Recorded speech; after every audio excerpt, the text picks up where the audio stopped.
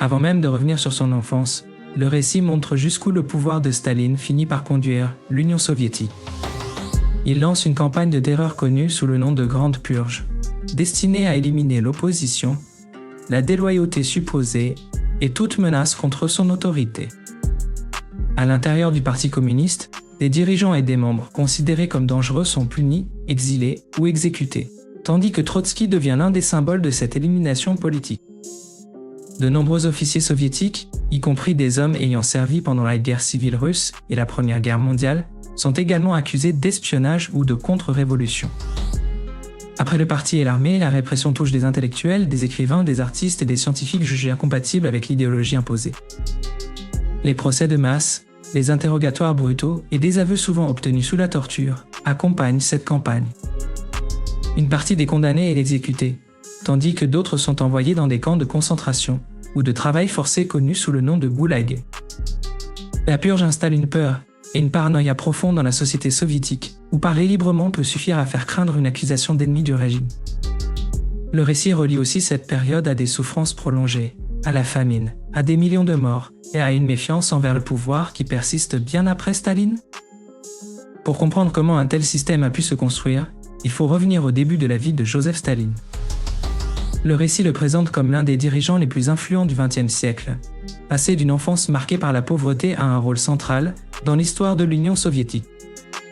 Son nom de naissance est donné comme Yossif Vissarionovitch Djougashvili, né le 18 décembre 1878 ou le 6 décembre selon l'ancien calendrier, à Gori en Géorgie, alors intégrée à l'Empire russe. Gori est décrite comme une ville où vivent des populations géorgiennes, azerbaïdjanaises, arméniennes, russes et juives. Pendant son enfance, il est surnommé Soso et grandit comme l'unique enfant survivant de Bessarion Djougashvili et d'Ekaterine, ses deux frères étant morts très jeunes. Sa mère est présentée comme femme au foyer et couturière, tandis que son père travaille comme cordonnier dans l'atelier d'un autre homme. La famille connaît d'abord une certaine stabilité, puis un déclin économique qui la plonge dans la pauvreté. À cette pauvreté s'ajoute la violence familiale, car son père devient un grand buveur et frappe aussi bien sa femme que son fils. En 1883, Ekaterine quitte finalement Bessarion avec Staline et commence une vie d'errance faite de nombreuses chambres louées. Le récit affirme qu'il change de logement au moins 9 fois avant d'être accueilli, en 1886, chez le pasteur Christopher Sarkaviani. Ekaterine travaille alors comme domestique et économise avec l'espoir de donner à son fils une éducation qui puisse le conduire vers la prêtrise. En septembre 1888, lorsqu'il a 10 ans, elle parvient à l'inscrire à l'école religieuse orthodoxe de Gori. Staline y est décrit comme un élève bagarreur, mais aussi très bon sur le plan scolaire et doué pour la peinture, le théâtre, la poésie et le chant dans la chorale de l'église. Son adolescence est aussi marquée par des problèmes de santé, notamment la variole qui laisse des cicatrices sur son visage. À l'âge de 12 ans, il est grièvement blessé par une voiture ouverte tirée par des chevaux, ce qui laisse son bras gauche handicapé pour le reste de sa vie. En août 1894, grâce à ses résultats scolaires, il entre avec une bourse au séminaire théologique orthodoxe russe de Tiflis. Il étudie parmi environ 600 élèves destinés au clergé et obtient de bonnes notes durant ses premières années. Il écrit également des poèmes sous le nom de Plume Soselo, avec des thèmes liés à la nature, à la terre et au patriotisme, que le récit présente comme de petits classiques géorgiens. Mais avec le temps, son intérêt pour les études religieuses diminue et ses résultats chutent. Il reçoit des punitions, est enfermé dans une cellule du séminaire pour avoir défié les règles, puis se déclare athée et refuse certains gestes religieux imposés. Dans le même mouvement, il rejoint un club de lecture, interdit et découvre des romans favorables à la Révolution. Il lit ensuite Le Capital de Karl Marx, publié en 1867, et se montre fortement impressionné par les idées qui seront associées au marxisme et à l'opposition à l'autorité tsariste. Son engagement s'élargit à des réunions clandestines d'ouvriers et à un groupe socialiste géorgien d'orientation marxiste. En avril 1899, après l'aggravation de ses conflits avec les moines, il quitte le séminaire et n'y revient plus. Quelques mois plus tard, en octobre 1899, il travaille comme météorologue à l'observatoire de Tiflis, un emploi peu exigeant qui lui laisse du temps pour ses activités révolutionnaires.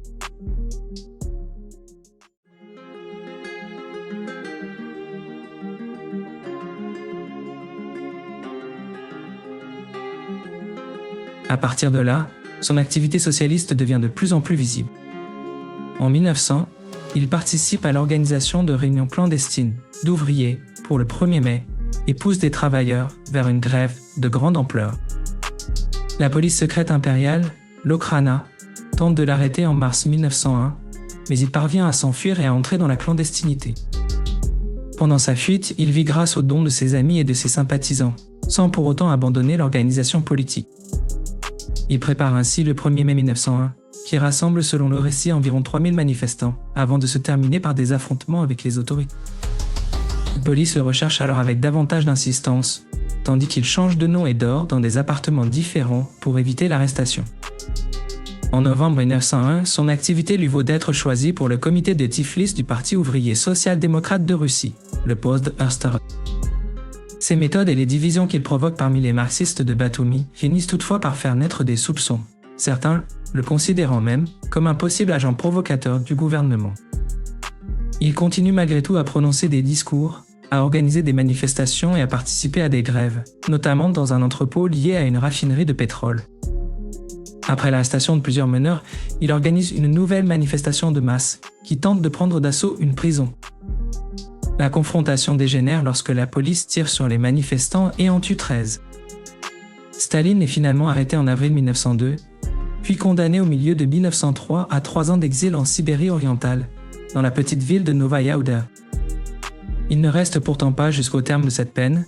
Après une première tentative infructueuse, il réussit à s'évader et revient à Tiflis.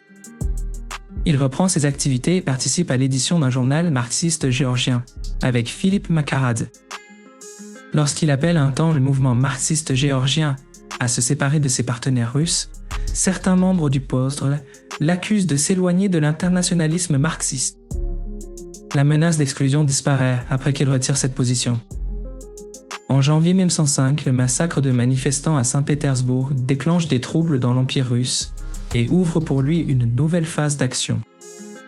En février, alors qu'il se trouve à Bakou, il assiste à des violences ethniques entre Arméniens et Azéris qui font, selon le récit, environ 2000 morts. Il condamne le pouvoir tsariste et met sur pied une force de combat bolchevique pour intervenir dans ce contexte de violence. Cette force sert à séparer des groupes qui s'affrontent, mais aussi à profiter du chaos pour s'emparer de matériel d'imprimerie. À mesure que les troubles s'étendent en Géorgie, ils forment des groupes plus importants qui désarment policiers et soldats, attaquent des dépôts d'armes et obtiennent des fonds auprès de grandes entreprises et de mines. Ces groupes s'en prennent ensuite aux Cosaques et aux sangs noirs favorables au régime tsariste.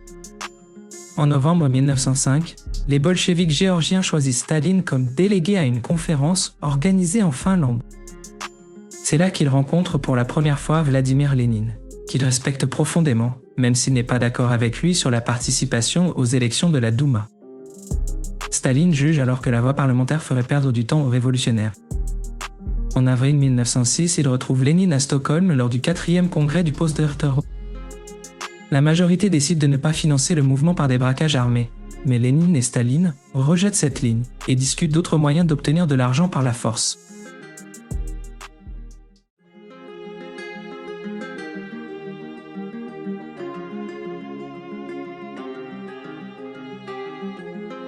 Staline poursuit donc l'idée d'expropriation armée au nom de la cause bolchevique. Parallèlement à cette vie clandestine, il épouse Kato Svanidze en 1906 et le couple a un fils, Yakov, né en 1907. Cette même année, il est déjà présenté comme un bolchevique important en Géorgie et participe au 5e congrès du Post à Londres, entre mai et juin. Après son retour à Tiflis, il organise en juin 1907 l'attaque d'un important transfert d'argent destiné à la Banque impériale. Son groupe frappe le convoi armé sur la place Erivansky à l'aide d'armes à feu et de bombes artisanales. Le récit indique que 4 membres de l'escorte sont tués, tandis que tous les hommes de Staline parviennent à s'échapper. Après ce braquage, il s'installe à Bakou avec sa femme et son fils, au moment où les tensions entre mencheviks et bolcheviks s'aggravent. Le récit affirme que le poste décide alors de l'exclure, mais Staline conserve l'appui de la branche bolchevique de Bakou et continue à agir. Il participe aussi à l'édition de 2 journaux bolcheviques, Bakinsky Proletari et Goudok. En novembre 1907, Kato meurt du typhus. Staline confie alors Yakov à la famille de son épouse à Tiflis et retourne rapidement à Bakou pour poursuivre ses activités. Il rassemble un groupe surnommé Outfit, qui attaque des adversaires, pratique l'extorsion de protection, la contrefaçon et le braquage. Le groupe va jusqu'à enlever les enfants de certaines familles riches de Bakou afin d'obtenir des rançons. Au début de 1908, Staline rencontre encore Lénine et le marxiste Georgi Plekhanov à Genève pour discuter de la suite du mouvement. De retour à Bakou, il est arrêté en mars 1908 et enfermé dans la prison de Baïl. Même derrière les barreaux, il organise un nouveau noyau bolchevique, met en place des groupes de discussion et ordonne, selon le récit, le meurtre de personnes qu'il soupçonne d'être des informateurs. Et ensuite condamné à 2 ans d'exil à Solvitchegodsk, dans la région de Vologda, à partir de février 1909. En juin, il s'évade encore et gagne Saint-Pétersbourg en passant par Kotlas, déguisé en femme pour éviter les soupçons. Il est de nouveau arrêté en mars 1910 et envoyé en exil, où le récit évoque plusieurs relations amoureuses et la naissance d'un autre fils, Constantin. Il s'évade une nouvelle fois, revient à Saint-Pétersbourg, est rapidement repris et voit sa peine prolongée de 3 ans à partir de septembre 1911. Même depuis Vologda, il reste en relation avec Lénine. En janvier 1912, après la conférence de Prague, Lénine et Grigori Zinoviev l'invitent à rejoindre le nouveau comité central bolchevique. Le récit explique que son origine géorgienne est alors perçue comme un atout pour gagner l'appui des minorités de l'Empire. Staline accepte et demeure membre du comité central pour le reste de sa vie. En février 1912, il s'évade encore vers Saint-Pétersbourg et participe à la transformation de l'hebdomadaire bolchevique Zvezda en quotidien Pravda. Il est arrêté en mai, emprisonné à la prison de Shpalernaya et condamné à 3 nouvelles années d'exil en Sibérie. Arrivé en juillet, il partage un logement avec un autre bolchevique et s'évade avec lui dès le mois d'août pour regagner Saint-Pétersbourg. Après un passage par Tiflis, un projet d'attaque d'un wagon postal échoue et conduit à l'arrestation de plusieurs de ses compagnons. Staline revient alors à Saint-Pétersbourg et se concentre sur son travail clandestin d'éditeur pour Pravda. Au cours de cette période, il voyage dans plusieurs villes, et même à l'étranger pour préparer un texte consacré au marxisme et à la question nationale.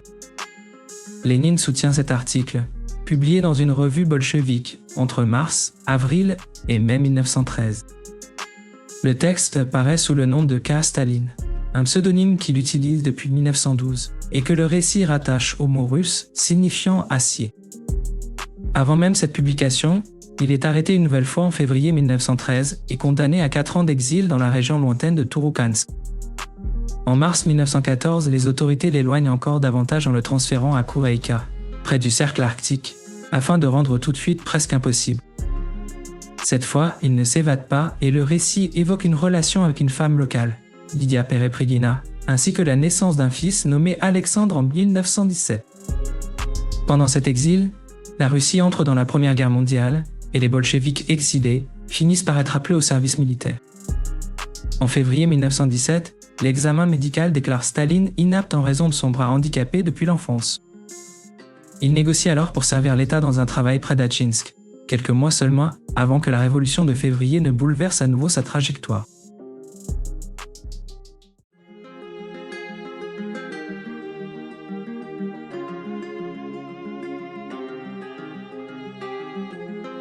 La révolution de février provoque une insurrection à Saint-Pétersbourg et conduit le tsar à abdiquer. L'Empire russe devient alors de fait une république dirigée par un gouvernement provisoire dominé par les libéraux. Staline, toujours membre de la direction bolchevique, arrive en 3e position lors d'un vote du comité central, derrière Zinoviev et Lénine. Cette place montre qu'il dispose déjà d'un poids important au sein du parti. Il contribue ensuite à organiser les Journées de juillet, une démonstration armée de partisans bolcheviques contre le gouvernement provisoire. Après l'échec de cette mobilisation, Lénine est recherché par les autorités. Staline aide à le cacher et prend temporairement une part plus visible dans la direction du parti, tout en supervisant le congrès à venir. Lénine prépare alors un coup de force pour renverser le gouvernement provisoire, un projet soutenu par Staline et Léon Trotsky. Après des débats internes, la majorité du parti finit par approuver le plan. Dans la nuit du 25 octobre 1917, les bolcheviks s'emparent d'installations essentielles à Petrograd, centrale électrique, poste principal, banque d'État, téléphone et Ponza. Le croiseur Aurora, contrôlée par les bolcheviks, ouvre le feu en direction du palais d'hiver, où se trouvent les représentants du gouvernement provisoire. L'opération réussit et les responsables du gouvernement sont arrêtés. Le 26 octobre 1917, Lénine se proclame à la tête du nouveau conseil des commissaires du peuple, le Sovnarkom. Staline entre alors dans le cercle dirigeant informel qui conduit le nouveau pouvoir avec Lénine, Trotsky et d'autres responsables bolcheviks. Après la mort de Sverdlov, le récit souligne surtout le poids de Lénine, Trotsky et Staline dans la direction. Staline dispose d'un bureau proche de celui de Lénine et, avec Trotsky, peut entrer dans son bureau sans rendez-vous préalable. Son rôle reste moins visible publiquement que celui de Lénine ou de Trotsky, mais il participe à des décisions importantes. Il co-signe notamment des décrets fermant des journaux hostiles au nouveau pouvoir et dirige des travaux liés à la constitution de la nouvelle République soviétique russe. Il soutient aussi la création de la Tchéka, la police secrète bolchevique, ainsi que la Terreur rouge présentée comme une campagne de répression politique et d'exécution. Le récit explique qu'il soutient ces mesures pour empêcher le renforcement des forces capitalistes en Russie soviétique. Staline devient commissaire du peuple aux nationalités. En novembre 1917, il signe un décret reconnaissant aux minorités ethniques de Russie le droit de se séparer et de décider de leur propre destin. Cette mesure vise à gagner leur soutien, même si les nouveaux dirigeants espèrent en réalité qu'elles ne quitteront pas la Russie. La Finlande choisit pourtant l'indépendance ce même mois. Le département de Staline maintient alors certaines aides destinées aux Finlandais, notamment des fonds pour des écoles et des bâtiments de presse. Comme la Première Guerre mondiale continue, le gouvernement de Lénine quitte Petrograd pour Moscou en mars 1918. Staline et Trotsky suivent Lénine au Kremlin. Face à la poursuite de la guerre contre l'Allemagne et l'Autriche-Hongrie, Staline soutient finalement le choix de Lénine de négocier la paix malgré les pertes territoriales. Après des mois de débats, le traité de Brest-Litovsk est signé le 3 mars 1918 et retire la Russie soviétique de la Première Guerre mondiale. Le prix est lourd, puisque la Russie doit céder d'importants territoires et ressources aux puissances centrales. Ce traité provoque une forte colère à l'intérieur du pays et contribue au rassemblement de forces de droite et de gauche contre le gouvernement bolchevique. La Russie entre alors dans la guerre civile.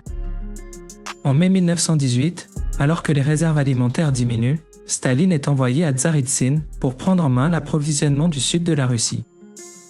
Il y voit l'occasion de se prouver comme commandant et prend le contrôle d'opérations militaires régionales. Il se rapproche de Kliment Voroshilov et de Semyon Boudiony, qui deviendront des soutiens importants dans sa base militaire et politique. Staline envoie de nombreux soldats de l'armée rouge combattre les forces blanches, mais ces tactiques entraînent de lourdes pertes. Convaincu de sa ligne, il ordonne aussi l'exécution de personnes soupçonnées de contre-révolution, parfois sans aucun procès. Il participe à des purges des institutions militaires et des membres des classes moyennes opposés au programme de réquisition alimentaire. Le récit insiste sur le fait qu'il utilise déjà la violence et la terreur à grande échelle au nom de l'État, parfois sans accord des autres dirigeants bolcheviques. Il ordonne même l'incendie de villages pour imposer l'application de ces mesures d'approvisionnement. Lénine le réprimande parce que ces tactiques provoquent beaucoup plus de victimes qu'il ne l'avait anticipé. Malgré ces tensions, son rôle pendant la guerre civile reste important pour les bolcheviks, qui finissent par l'emporter à la fin de 1919. En février 1920, après avoir reçu l'ordre du drapeau rouge, Staline devient chef de l'inspection ouvrière et paysanne avant d'être envoyé sur le front du Caucase. La guerre soviéto-polonaise s'intensifie lorsque les forces polonaises attaquent l'Ukraine et prennent Kiev le 7 mai. Lénine transfère Staline sur le front sud-ouest le 26 mai. L'armée rouge reprend Kiev le 10 juin et repousse ensuite les forces polonaises vers leur territoire. Le 16 juillet, le comité central décide de porter la guerre en Pologne. Staline avertit pourtant que l'armée rouge n'est pas prête et que la classe ouvrière polonaise soutiendra son propre gouvernement, ce qui rend l'offensive très risquée. Il craint aussi qu'une extension du conflit ne ravive la lutte contre les armées blanches à l'intérieur de la Russie soviétique. Lénine et le comité central maintiennent néanmoins le projet d'invasion. À la mi-août 1920, la Pologne parvient à contenir l'offensive soviétique et remporte la guerre. Staline est alors tenu pour responsable par plusieurs dirigeants, notamment Lénine et Trotsky. Humilié, il demande à quitter ses fonctions militaires et son départ est accepté le 1er septembre 1920. Il reste toutefois commissaire du peuple aux nationalités et continue à participer aux opérations destinées à placer certains pays voisins sous influence soviétique. Lors d'un retour dans le Caucase, il retrouve son fils aîné Yakov et le ramène à Moscou. Il épouse aussi Nadejda et le couple a un fils, Vassili, en mars 1921. Alors que la guerre civile touche à sa fin, la Russie reste secouée par une crise alimentaire et de nombreuses révoltes contre les politiques de réquisition. Les tensions atteignent aussi le sommet du parti, où Lénine et Trotsky s'opposent sur plusieurs questions. Le récit indique que Lénine cherche ensuite à affaiblir Trotsky et soutient la candidature de Staline au poste de secrétaire général.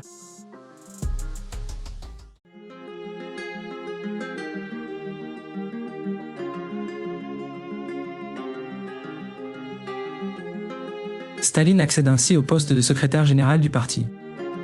En mai 1922, Lénine est frappé par une attaque qui le laisse partiellement paralysé. Pendant cette période, Staline reste très proche de lui et continue à lui rendre visite. Le récit affirme que Lénine lui demande à 2 reprises d'acheter du poison pour mettre fin à ses jours, mais que Staline refuse. Lorsque Lénine meurt en janvier 1924, Staline prend en charge l'organisation des funérailles et fait partie des hommes qui portent son corps vers le mausolée de la Place Rouge. Le transcript affirme aussi qu'il se réjouit intérieurement de cette mort, même s'il affiche publiquement sa tristesse. Le vide laissé par Lénine déclenche une lutte de pouvoir de plus en plus intense entre les groupes du parti. Le principal rival de Staline est Léon Trotsky, qui critique sa ligne et l'accuse d'être trop à droite en raison de son rapport à la nouvelle politique économique. Mais les soutiens de Staline se multiplient, tandis que Trotsky devient progressivement plus isolé. Au début de 1928, le récit considère que l'influence de Staline est désormais assez forte pour lui permettre de contrôler presque tout le fonctionnement du gouvernement. À partir de 1928, ce contrôle politique se traduit par une intervention de plus en plus brutale dans l'économie rurale. Lors d'un déplacement à Novosibirsk, Staline accuse des intermédiaires agricoles de cacher les céréales et fait arrêter plusieurs d'entre eux, tout en saisissant leurs stocks. Il annonce ensuite que les paysans riches comme les paysans moyens doivent être contraints à livrer leurs récoltes pour nourrir le reste de la population. En janvier 1930, de nombreux koulaks accusés de retenir les récoltes sont déportés vers d'autres régions ou vers des camps. Le récit indique qu'un grand nombre d'entre eux meurent pendant ces déplacements. En juillet 1930, plus de 320 000 foyers ont déjà été touchés par la politique de dékoulakisation. Cette campagne devient, dans le récit, l'une des premières formes de terreur de masse appliquées par Staline à son propre pays. Les politiques imposées aux paysans provoquent ensuite des soulèvements armés. Staline prend ses distances avec les violences en affirmant que la dékoulakisation doit être volontaire et que les abus sont la faute de responsables locaux. Dans le même temps, il lance le plan quinquennal afin de transformer radicalement l'Union soviétique d'un pays agricole en une puissance industrielle. Le programme fixe des objectifs de croissance très ambitieux et concentre l'effort sur les usines, les infrastructures et l'augmentation de la production. Le récit reconnaît que cette stratégie contribue à faire de l'Union soviétique une grande puissance industrielle. Mais il insiste aussi sur les conséquences sociales et économiques, notamment la famine et la misère qui frappent une grande partie de la population. Staline mène également une politique culturelle destinée à aligner la vie intellectuelle et artistique sur l'idéologie communiste et sur son pouvoir. Cette période est décrite comme un âge de fer marqué par un contrôle étroit de l'art, de la littérature et des médias. Les artistes et les écrivains doivent suivre les directives idéologiques du Parti communiste, au prix d'une forte restriction de la créativité et de l'expression. Les œuvres considérées comme contraires à l'idéologie communiste ou jugées mauvaises peuvent être interdites ou détruites. Dans les années 1930, la consolidation du pouvoir débouche sur la Grande Purge. Son objectif est présenté comme l'élimination de toute opposition et de toute déloyauté supposée, afin de rendre le pouvoir de Staline presque absolu. À l'intérieur du Parti communiste, des responsables et des militants considérés comme des menaces sont punis, exilés ou exécutés. Trotsky apparaît dans le récit comme l'une des figures les plus emblématiques de cette opposition éliminée. Les purges frappent également de nombreux officiers soviétiques, y compris des vétérans de la guerre civile et de la Première Guerre mondiale, accusés d'être des espions ou des contre-révolutionnaires. Puis la répression s'étend aux intellectuels, aux écrivains, aux artistes et aux scientifiques qui expriment des idées jugées incompatibles avec la lignée stalinienne. Les procès collectifs, les interrogatoires brutaux et des aveux obtenus sous la torture deviennent des instruments de cette terreur. De nombreux condamnés sont exécutés et d'autres sont envoyés dans les camps du Boulali. La peur devient une composante de la vie quotidienne, chacun pouvant hésiter à parler ou à exprimer une opinion de crainte d'être accusé d'être un ennemi du régime. Le transcript relie ces politiques à des souffrances prolongées, à la famine, à des millions de morts et à une défiance psychologique durable envers le gouvernement. À la fin des années 1930, la politique extérieure de Staline cherche aussi à protéger les intérêts soviétiques. Entre 1939 et 1941, il conclut avec l'Allemagne nazie le pacte de non-agression Molotov-Ribbentrop afin d'obtenir une certaine stabilité sur la frontière orientale de l'Union soviétique. Cet équilibre s'effondre lorsque l'Allemagne attaque l'Union soviétique en 1941, ouvrant pour Staline une nouvelle phase dominée par la Seconde Guerre mondiale.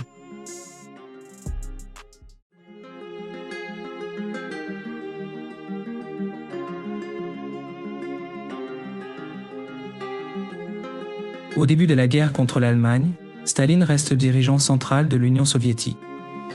Le pacte Molotov-Ribbentrop est rappelé comme un accord de non-agression comprenant aussi un partage des zones d'influence en Europe de l'Est. Le récit présente ce choix comme controversé, tout en affirmant qu'il donne du temps à l'Union soviétique pour se préparer à la menace allemande. Le 22 juin 1941, l'Allemagne nazie rompt le pacte et envahit l'Union soviétique avec l'opération Barbarossa. Staline est d'abord décrit comme choqué et ébranlé par l'ampleur de l'attaque. Il reprend ensuite la direction de l'effort de défense et mobilise les ressources soviétiques contre l'invasion. Il joue un rôle important dans l'orientation de la stratégie militaire et travaille avec des chefs comme Georgy Zhukov pour organiser la défense puis préparer des offensives. Les batailles de Stalingrad et de Koursk sont citées comme des moments décisifs qui modifient la dynamique du front de l'Est.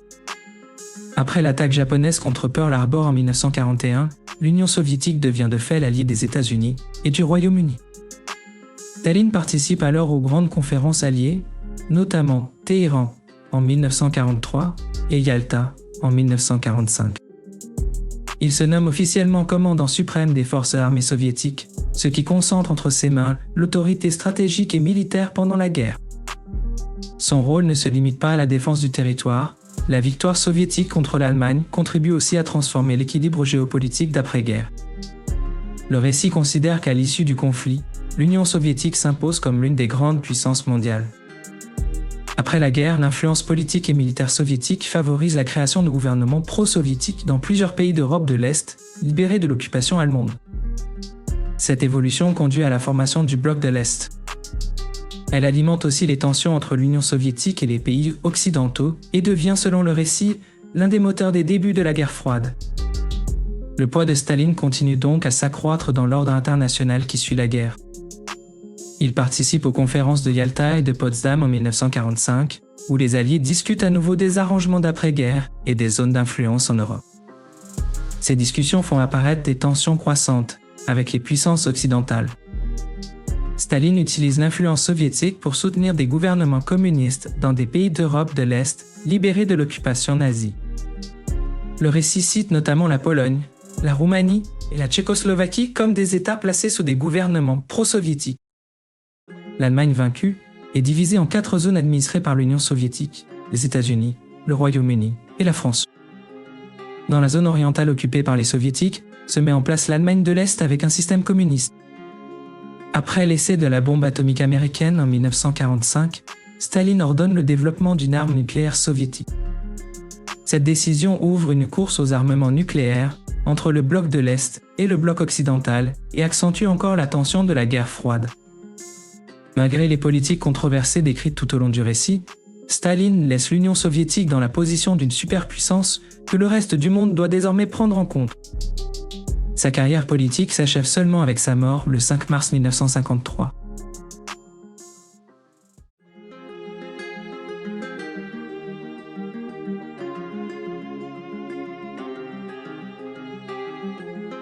Staline meurt le 5 mars 1953, à l'âge de 74 ans.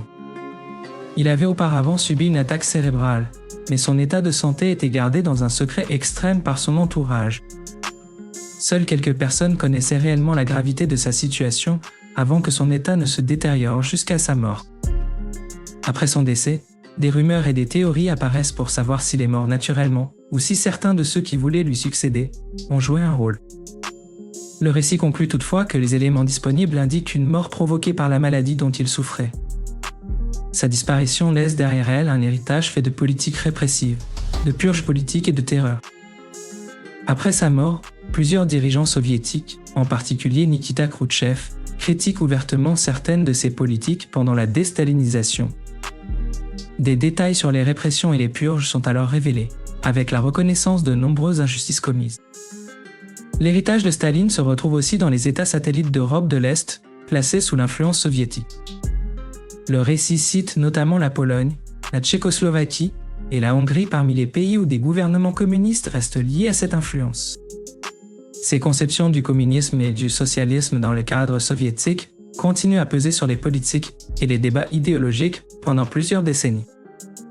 Les dirigeants qui lui succèdent, parmi lesquels Khrouchtchev, Leonid Brezhnev et Mikhail Gorbatchev, modifient les politiques et les styles de direction sans faire disparaître la question de son héritage.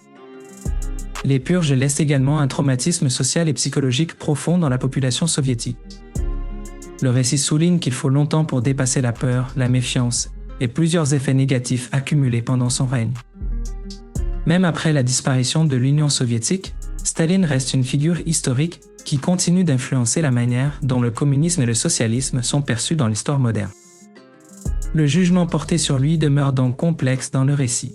Son époque associe des transformations et des avancées de puissance pour l'Union soviétique à des politiques répressives et controversées. C'est cette combinaison qui explique pourquoi son passage au pouvoir laisse un impact durable sur la politique et sur l'histoire mondiale.